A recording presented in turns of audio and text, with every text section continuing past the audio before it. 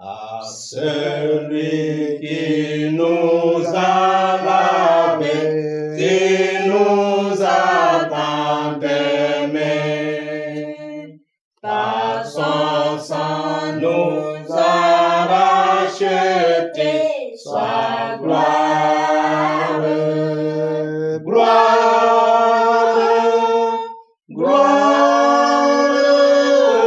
louange à jamais. Chantons le cantique nouveau à l'honneur de l'agneau qui sortit vainqueur du tombeau. Oui, gloire, gloire, gloire, louange à jamais. Adorons le triomphateur, Jésus notre Sauveur. Sur tous ses ennemis vainqueurs, oui, gloire, gloire, gloire, louange à jamais. Du ciel bientôt il reviendra et tout le verra. Le monde entier l'adorera. Oui, gloire, gloire, gloire, louange à jamais. Bonjour, chers frères et sœurs en Jésus-Christ. Ce matin, je vous propose de lire avec moi dans le livre d'Ésaïe, chapitre 25, versets 1 à 12. Je rappelle que j'utilise la version Darby, qui est plus proche de l'original. Lisons ensemble. Éternel, tu es mon Dieu. Je t'exalterai, je célébrerai ton nom, car tu as accompli des choses merveilleuses, des conseils qui datent de loin, qui sont fidélité et vérité. Car tu as fait d'une ville un monceau de pierre, d'une cité fortifiée des ruines, d'un palais d'étrangers qu'il ne soit plus une ville, il ne sera jamais rebâti. C'est pourquoi le peuple fort te glorifiera, la cité des nations terribles te craindra. Car tu as été aux misérables un lieu fort aux pauvres dans sa détresse, un lieu contre l'orage, une ombre contre la chaleur, car la tempête des terribles a été comme une pluie d'orage, contre un mur. Tu as rabaissé le bruit tumultueux des étrangers, comme la chaleur en un lieu aride. Et comme la chaleur par l'ombre d'un nuage, le chant des terribles a été apaisé. Et l'Éternel des armées fera en cette montagne à tous les peuples un festin de choses grasses, un festin de vin vieux, de choses grasses moelleuses, de vin vieux bien épuré. Et il détruira en cette montagne la face du voile qui couvre tous les peuples et la couverture qui est étendue sur toutes les nations. Il engloutira la mort en victoire et le Seigneur, l'Éternel, essuiera les larmes de dessus tout visage et il ôtera l'opprobre de son peuple de dessus toute la terre, car l'Éternel a parlé. Et il sera dit en ce jour-là, voici, c'est ici notre Dieu. Nous l'avons attendu et il nous sauvera.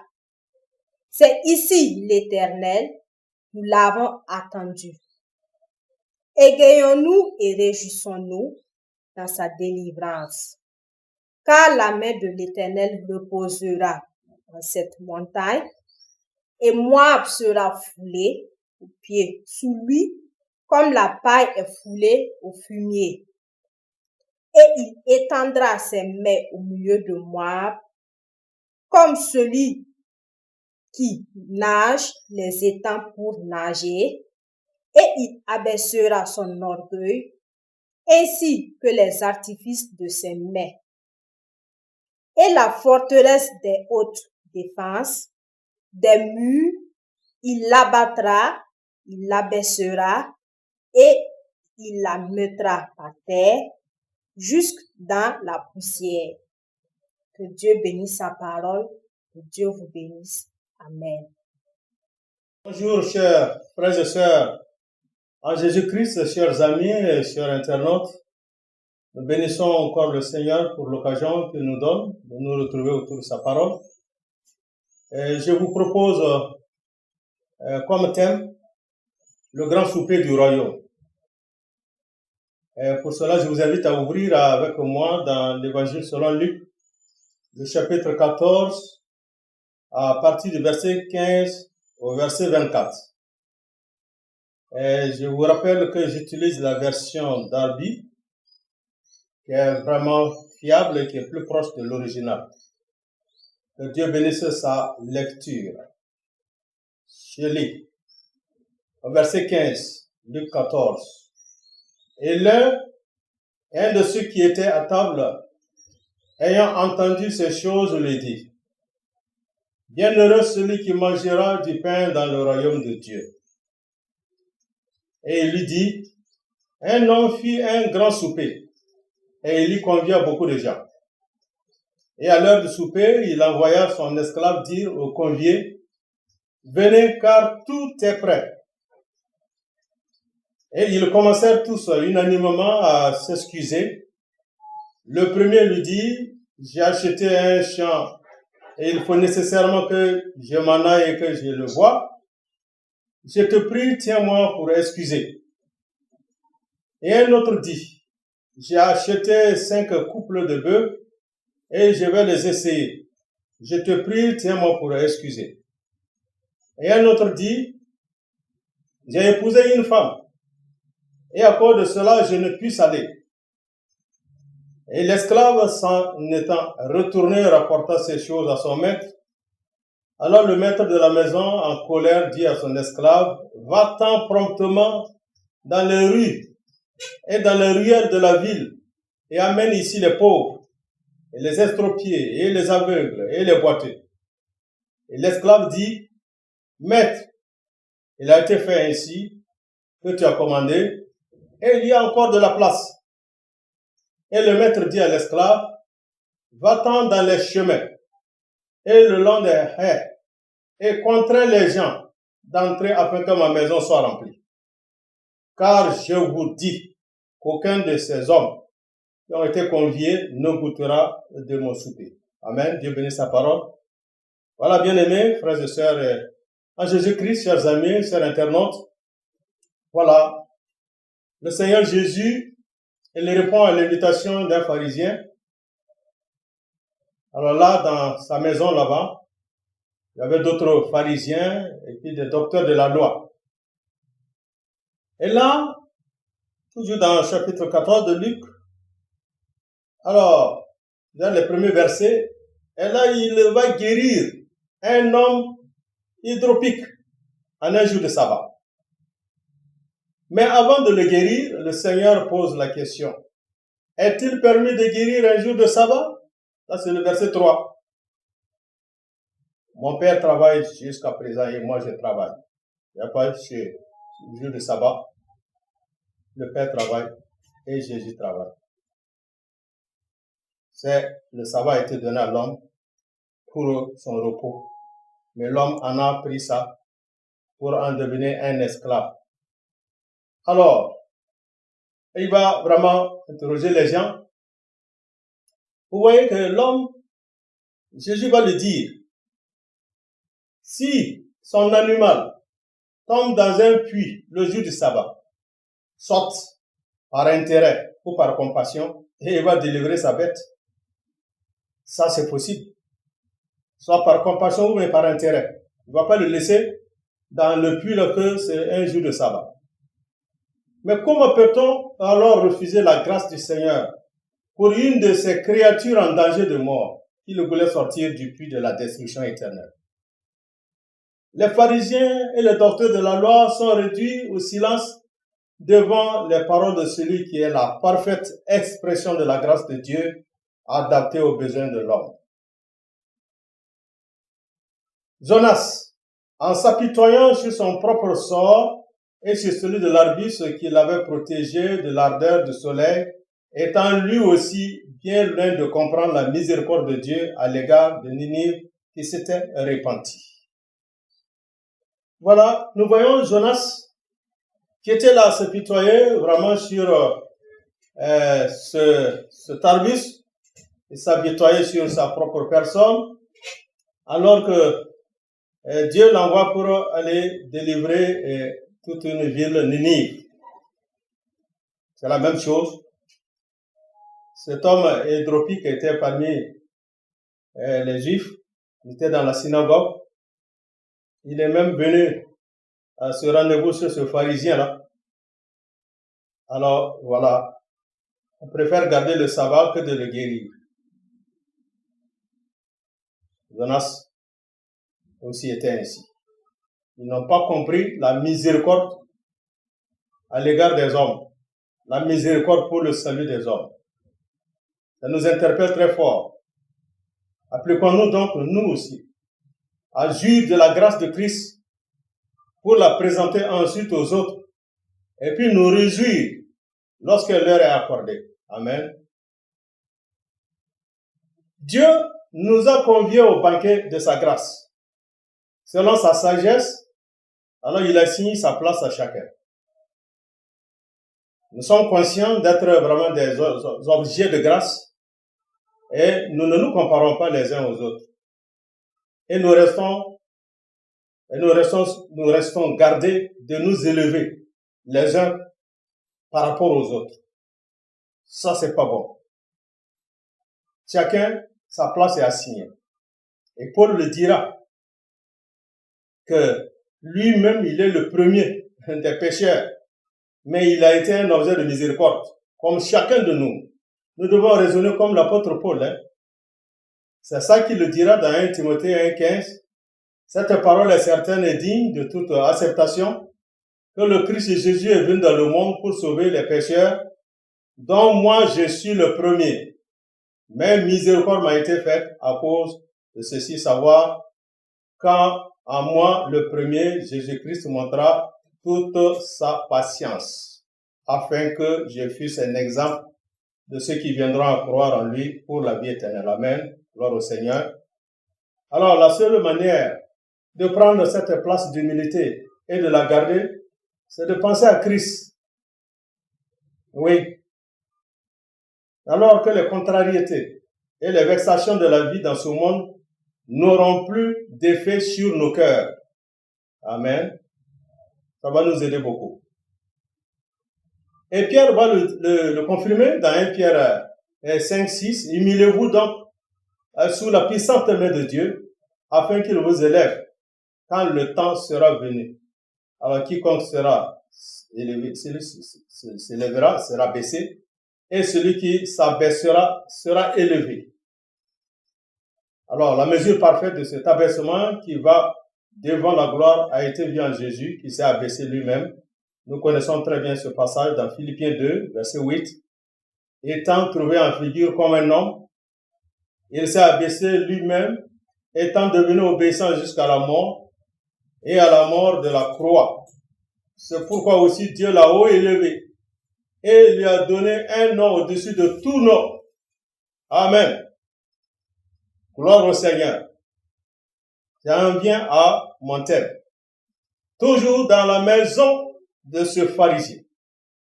L'instruction suivante qui est donnée par le Seigneur est introduite par une exclamation d'un invité.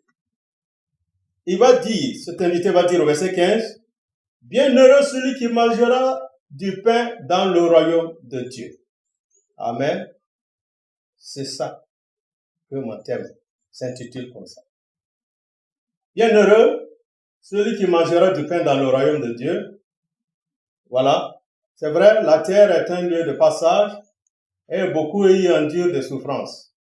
Mais il ne suffisait pas d'assister avec le Seigneur à un repas chez un pharisien pour être assuré d'avoir part avec lui au royaume de Dieu dans le monde invisible. Le moyen d'entrer dans ce monde, dans ce royaume, est présenté à tous les hommes par une parabole aussi touchante que solennelle. Oui, nous savons que le souper, c'est le repas du soir, lorsque le repos succède aux fatigues de la journée. Ainsi, à la fin du temps de la grâce, le Dieu d'amour invite encore tous les hommes à venir pour partager avec lui le repas d'amour dans son royaume. Amen. Le grand souper du royaume. Dieu réserve cela. Alors la parabole de ce grand souper commence par cette invitation. Oui, c'est vraiment par la grandeur de ce Dieu-là. Dieu est tellement grand, il a préparé pour nous les richesses de son amour. C'est un point bien important pour une âme que de comprendre et de saisir en quelque mesure, au moins, l'infinie bonté de Dieu et ce que son cœur a préparé pour nous. Amen. Dieu avait un dessein d'amour. Il voulait nous introduire dans un lieu de félicité merveilleuse. Amen. Or, il a déjà accompli ce dessein par celui qui seul pouvait l'accomplir, c'est-à-dire Jésus-Christ. Tout ce qui reste à faire pour nous, c'est de prendre possession de ce que Dieu a préparé pour nous et d'en jouir. Vous voyez, au temps de Moïse, Dieu avait dit autrefois à Moïse, « Retire mon peuple hors d'Égypte et introduis-le dans le pays de Canaan. » Ce que nous voyons un peu maintenant. Il dit à Moïse, sors mon pays du pays d'Égypte et introduis-le dans le pays de Canaan, c'est-à-dire la terre promise. Alors donc, Dieu avait un dessein à l'égard d'Israël, et en dépit de toutes les difficultés, de tous les dangers du chemin, de toutes les infidélités du chemin, et de toutes les infidélités du peuple, il a accompli ce dessein. Il a tiré Israël du pays d'Égypte, hors d'Égypte, et il l'a introduit dans le pays de Canaan. Vous avez vu, la marche était longue, ces infidélités, ces désobéissances. Hein? Si Dieu disait d'avance à Moïse comment serait le chemin, je sais que Moïse n'allait pas être facile. Le chemin pour arriver à Canaan, vous avez vu les péripéties, vous avez vu toutes ces difficultés, toutes ces souffrances.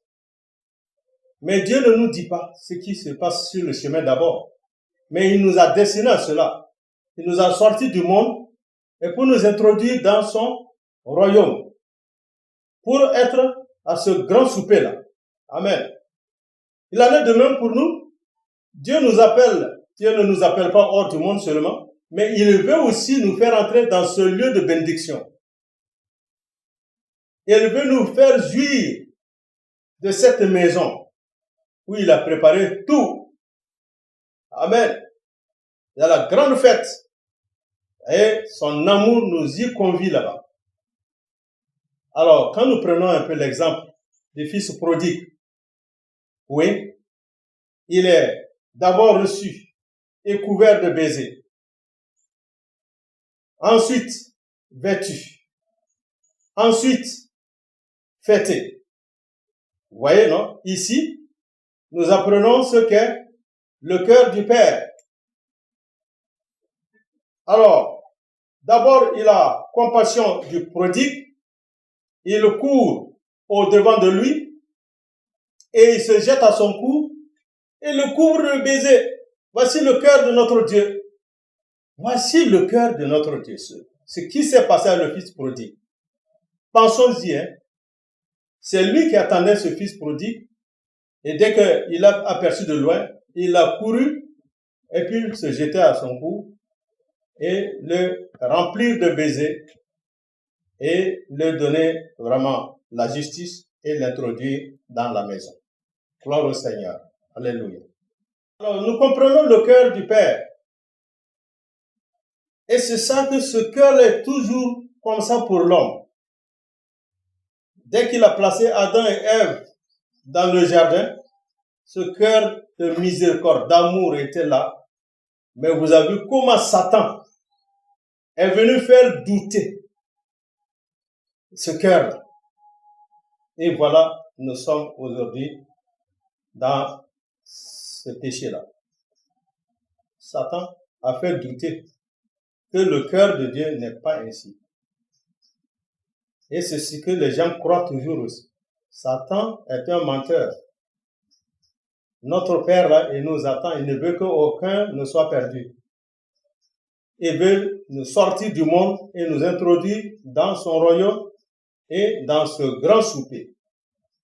Alors, nous voyons le fils prodigue, ce papa, ce père-là, la grâce est allée au-devant de lui. La justice l'a introduit. Il est devenu un nouvel homme dans la maison. Remarquez que dès que le fils prodigue est revêtu, il se trouve dans la maison du père, quoiqu'il fût loin. Vous savez que c'est de dehors, hein? Le père est resté dehors, il a dit d'amener la robe. Donc, déjà qu'il est habillé, il est chaussé, il est rempli de baisers de son père, alors il va l'introduire maintenant pour la fête. C'est ce que le Seigneur a fait pour nous. Amen. Alors, Dieu nous a, nous aussi, rendus capables de participer au lot des saints dans la lumière. Colossiens 1, 12 nous le dit, hein. Rendant grâce au Père qui nous a rendus capables de participer au lot des saints dans la lumière, qui nous a délivrés du pouvoir des ténèbres et nous a transportés dans le royaume des fils de son amour, en qui nous avons la rédemption, la rémission des péchés. Amen. Ça, c'est ce que Dieu a fait pour nous. Alors, nous revenons à notre Luc 14. Le verset 17, il dit, « Venez car déjà tout est prêt. » Le souper est prêt. Alors, quand on dit que tout est déjà prêt là, ça veut dire que ce n'est pas à nous de préparer quoi que ce soit. Donc, vous ne partez pas préparer quelque chose. Tout est déjà préparé, tout est prêt. Les apôtres alors, ils ont été envoyés auprès des brebis d'Israël pour les inviter au grand souper. Ah, Satan dresse toujours des obstacles. Oui, Satan a ses artifices pour empêcher les âmes d'entrer et de prendre part à ce souper. Soyons-en sûrs. Ce ne sera pas aussi facile pour d'autres. Alors, Satan ne nous laissera, il nous laissera traverser ce monde assez tranquillement si nous ne cherchons pas à atteindre le point le plus haut, le sommet de l'échelle. Ça, il nous laisse tranquille. Mais si c'est le sommet que vous cherchez, alors il usera de tous ses artifices, de toutes ses ressources pour déjouer votre dessein. Soyons-en sûrs. Voilà, Satan a toujours repoussé le ciel en arrière et il le place dans l'avenir et il vous présente la terre comme le lieu de votre habitation. Amen. Nous comprenons ça très bien. Il nous fait vraiment oublier le ciel et il nous présente la terre qui est là, ce monde qui est là, pour que nous mettons tout notre effort là. C'est ça qu'il veut faire. Ça, ce sont ses artifices. Alors, c'est comme Proverbe 23, 31, hein, verset 32 aussi le dit. Hein. Alors, il dit là-bas, le vin est rouge, hein, mais quand vous le regardez, il vous trompe. Amen. Ne regardez pas le vin quand il est vermeil, quand il est perlé dans la coupe, et qu'il coule aisément. À la fin, il mord comme un serpent et il pique comme une vipère. Amen. C'est ça, le diable fait comme ça. Amen. Satan nous fait voir le monde comme c'est bon. Ouais, il faut mettre tout son effort là, et puis bon, voilà. Mais au finish, ça mord comme une vipère. N'aimons point le monde ni les choses qui sont dans ce monde. Si tu as l'amour pour le monde, tu es ennemi de Dieu. Si tu aimes Dieu, tu es ennemi vraiment de ce monde. Amen. Alors, donc si je suis chrétien, alors je sais que je suis un homme céleste sur la terre. Alors, parce que la Bible le dit, hein, tel qu'est le céleste, tels sont les célestes. Oui, quand on était terrestre, parce qu'on a pris l'image du terrestre, Adam et Ève. Mais Jésus-Christ, le céleste, est venu nous sauver. Mais nous sommes célestes. Et nous sommes sur la terre. Ah, amen. Mais ne confondons pas le ciel avec la vie éternelle. La vie éternelle que j'ai maintenant par la foi en Jésus-Christ me rend capable de jouir des choses de Dieu. Alors, dans cette vie que je possède, elle est cachée en Christ, comme la Bible dit. Hein? Elle est cachée en Christ, en Dieu. En sorte que, en Christ, je suis introduit dans une scène nouvelle où je puisse manger du blé du pays, là où est la perfection, le repos, le bonheur, Christ lui-même. Alléluia. Voici le mystère. Tout se passe en Jésus-Christ. Là, je suis introduit dans une nouvelle scène pour goûter vraiment ce repas. Il y a le bonheur, il y a la paix, il y a le repos, et ainsi de suite. Alors donc, je demeure là où je puisse jouir de lui et contempler sa face, découvrir la gloire du Seigneur. Et je suis transformé en la même image de gloire en gloire, comme par le Seigneur en esprit. Alléluia. C'est ça. Que personne ici ne dise que c'est trop. Dieu, dans sa grâce, est entré sur la scène. Et par la croix, il a mis fin à l'histoire de l'homme dans la chair. Et maintenant, par l'esprit, il m'associe à son Fils, qui est assis à la droite de sa majesté dans les cieux. Alléluia. Voilà le secret, voilà le mystère. La pensée de Dieu est de nous amener à la meilleure et à la glorieuse place. Paul a été ravi jusqu'au 3e ciel. Et il dit même si c'était dans le corps ou bien c'était hors de son corps, mais il ne sait pas. Mais Dieu sait. Et ce qu'il a vu là-bas, il ne peut pas raconter dans le langage humain. Bien-aimés frères et sœurs, chers amis, chers internautes en Jésus-Christ, vraiment c'est merveilleux. Efforçons-nous pour être dans ce grand souper du royaume, pour faire partie des gens qui seront là. Mais l'homme naturel ne comprend rien au grand souper. C'est ça le problème. Amen. Vous dites, mais qui va refuser ce grand souper? Mais le Seigneur dit que ils ont commencé tous unanimement à s'excuser. Remarquez ici que ce n'est pas le péché qui refuse le souper, mais c'est la nature. Ici, on ne parle pas de péché, mais c'est la nature de l'homme. La nature a trouvé quelque chose qui la satisfait. Donc, il n'y a pas de péché en soi-même dans aucune des choses par lesquelles les conviés s'excusent les uns après les autres et refusent l'invitation. Et il n'y a aucun mal à posséder un champ, non? Jamais. Et il n'y a rien qui plaise plus à l'homme que de posséder une pièce de terre. N'est-il pas écrit? Il a donné la terre aux fils des hommes. Nous avons ça dans le psaume 115, le verset 16. Les cieux sont les cieux de l'Éternel, mais il a donné la terre aux fils des hommes. Alléluia. Alors, donc, nous comprenons que Et il n'y a donc en soi aucun mal dans la terre, ni dans la possession de la terre. Mais c'est la nature. Et la nature ne comprend rien au grand souper. Vous voyez? Il n'y a pas davantage de mal à avoir acheté 5 couples de bœufs et à les essayer. Il a d'abord la terre et puis il veut la cultiver. Il n'y a pas aucun mal. C'est ça. On voit le troisième aussi, des conviés, il a épousé une femme. Alors ça, c'est un autre pas en avant. L'homme veut s'établir et puis se rendre heureux chez lui. C'est ça. Il n'y a pas de mal. Il n'y a aucun mal à épouser une femme. Et ça, comme il n'y a pas de mal à avoir un champ ou à acheter des bœufs. Mais tous, unanimement, s'excusèrent et refusèrent le souper.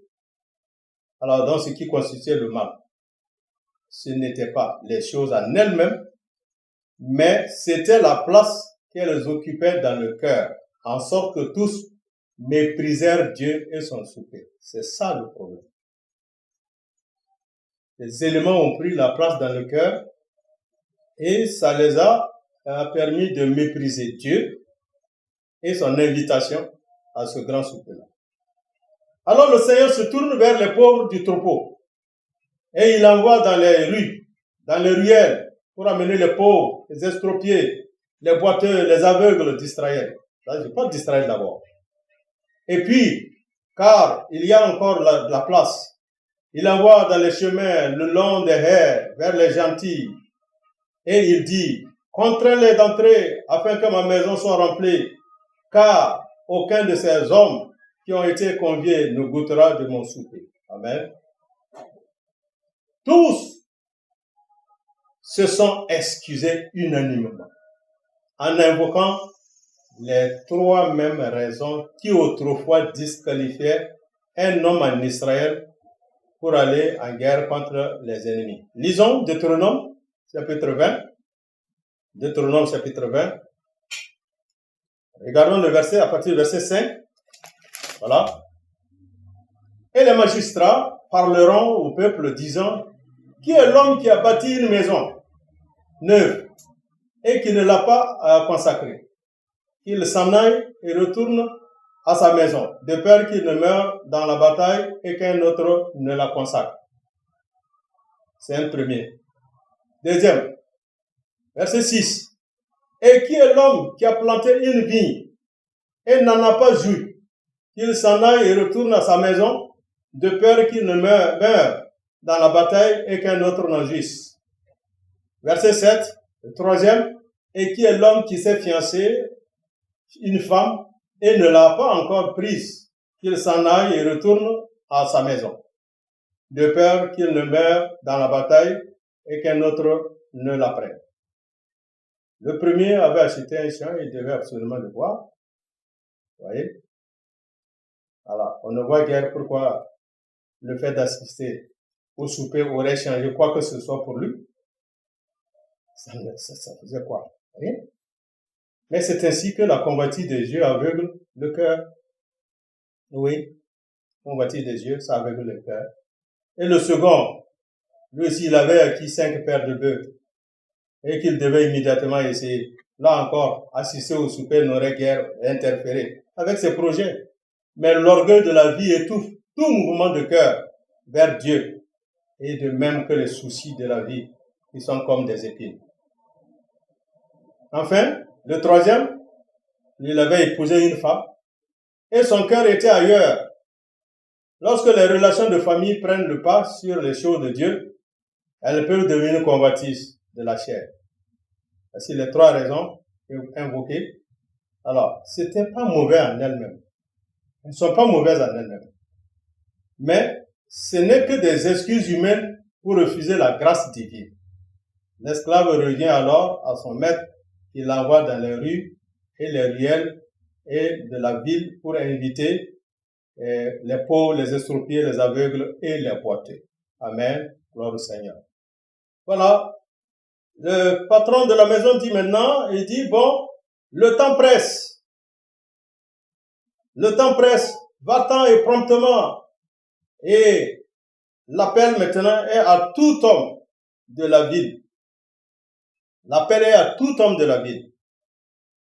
Ça donne une figure du monde, hein, c'est ça.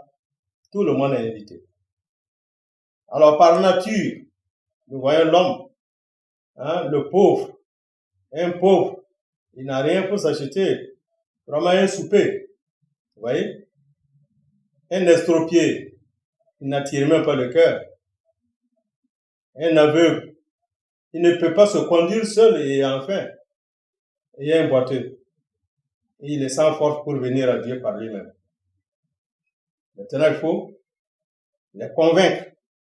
Nous allons comprendre que cet esclave qui s'en va à chaque fois pour les convaincre, c'est la figure du Saint-Esprit. Il n'y a que l'Esprit de Dieu qui peut convaincre les cœurs. C'est ça. En Israël, si les chefs ont rejeté la grâce, elle a été proposée aux pauvres du troupeau qui prenaient garde à moi. Ça se trouve dans Zacharie 11. Les pauvres qui prennent garde à Jésus. Zacharie 11, verset 11, il est dit là-bas, et elle fut rompue en ce jour-là, et les pauvres du troupeau qui prenaient garde à moi connurent ainsi que c'était la parole éternelle. Amen. C'est-à-dire à Jésus-Christ. Et Jésus va les répondre dans Zacharie 13, verset 7. Je tournerai ma main vers les petits, sur les petits.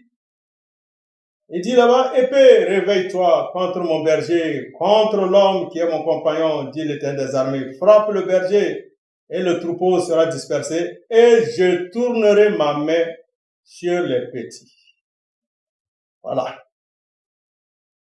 Il y a encore de la place. Toujours dans Luc 14, verset 22. Il y a encore de la place. Le souper de la grâce. Il y a un troisième appel qui est maintenant adressé aux nations. Ça, c'est nous, les nations. L'esclave sort de la ville et va dans les chemins et le long des haies pour contraindre les gens d'entrer. C'est là que la grâce nous a trouvés, alors que nous étions tournés chacun vers son propre chemin, errant comme une brebis avant de retourner au berger de nos âmes.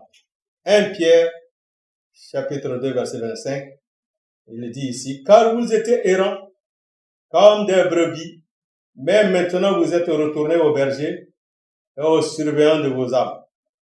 Isaïe va le confirmer, Isaïe 53, verset 6. Nous avons tous été errants comme des brebis. Nous nous sommes tournés chacun vers son propre chemin et l'Éternel a fait tomber sur lui l'iniquité de nous tous. Alors donc nous voyons que c'est l'esclave là qui part pour convaincre les gens, c'est le Saint-Esprit. Il n'y a que lui qui peut convaincre les gens d'entrer par la porte étroite. Bien-aimés frères et sœurs en Jésus-Christ, chers amis, chers internautes, voilà, nous y sommes. La maison doit être remplie. Mais seuls ceux qui ont la vie de Dieu ont une place au souper. Voilà.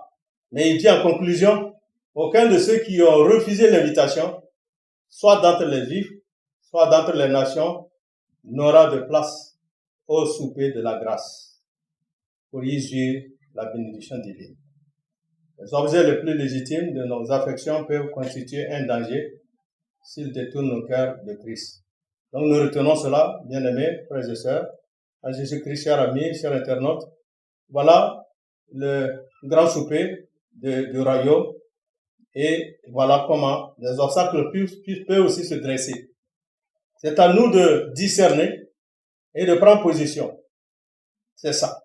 Les objets les plus légitimes de nos affections peuvent constituer un danger s'ils détournent nos cœurs de Christ. Beaucoup aujourd'hui sont dans ce pétrin-là. Beaucoup. Parce que, alors leur cœur est détourné là-bas. Et ils refusent le souper, le grand souper de Dieu. Et nous devons y entrer. Gloire au Seigneur. Amen. Voilà, chers amis, chers internautes, chers frères et sœurs en Jésus-Christ. Alors, en conclusion, ce que nous pouvons dire, nous comprenons par là le grand souper du royaume, que le Seigneur nous y invite là. Et il ne faut pas trouver un motif pour s'excuser. Aucun de ces motifs pour s'excuser là n'est valable devant le Seigneur. Rien ne vaut que la vie. n'aimez pas le monde ni les choses dans ce monde. Rien ne sert à un homme de gagner ce monde s'il vient à perdre vraiment son âme. Oui, mais c'est Satan qui nous fait miroiter le monde devant nous. Et il nous dit même que c'est là qu'on doit mettre notre maximum. Nous n'avons pas de maximum à mettre dans ce monde. Nous avons un royaume dans lequel nous sommes déjà introduits. La Bible dit que notre vie est cachée en Jésus-Christ. Et quand Jésus va paraître, nous allons paraître aussi. Nous sommes assis avec lui dans les lieux célestes. Ce n'est même pas quand tu vas mourir que tu vas rentrer au ciel. Nous sommes déjà assis avec lui dans les lieux célestes. Croyons cela. C'est la parole de Dieu qui le dit. Et ce grand souper, il ne faut pas vraiment rater. Oui, comme la lecture que vous avez entendue également, qui dit dans Ésaïe 25, à partir du verset 6, « Et l'Éternel des armées fera en cette montagne à tous les peuples un festin de choses grasses, un festin de vin vieux, des choses grasses, moelleuses, de vin vieux, bien épuré. » Amen. C'est là le souper. Faut pas rater là-bas. Faut pas rater. C'est l'amour de Dieu qui nous introduit là. Ne soyons pas comme ceux-là que Moïse a sortis d'Égypte, qui devaient être introduits dans la terre promise par incrédulité, par méchanceté, par désobéissance. Ils n'ont pas pu rentrer. Ne soyons pas. Ça nous sert vraiment de leçon. L'amour du Père est là. Il nous attend toujours, comme nous avons vu dans le Fils prodigue. Le Père est là, il attend tous les jours. Jusqu'à ce jour, il voit maintenant le Fils qui arrive. Et c'est le Père qui a couru. Et puis se jeta à son cou. Le remplir de baisers. Et le justifier en le mettant une robe neuve, des chaussures, et une bague d'alliance. Et l'introduire dans la maison. Et c'est la fête. C'est ça, notre objectif. Être à ce souper. Voilà, chers amis, chers internautes, vraiment que Dieu vous bénisse, que le Seigneur nous fortifie, et que vraiment nous soyons tous à ce grand souper du Seigneur. Toute la gloire au Seigneur, au nom de Jésus-Christ. Amen.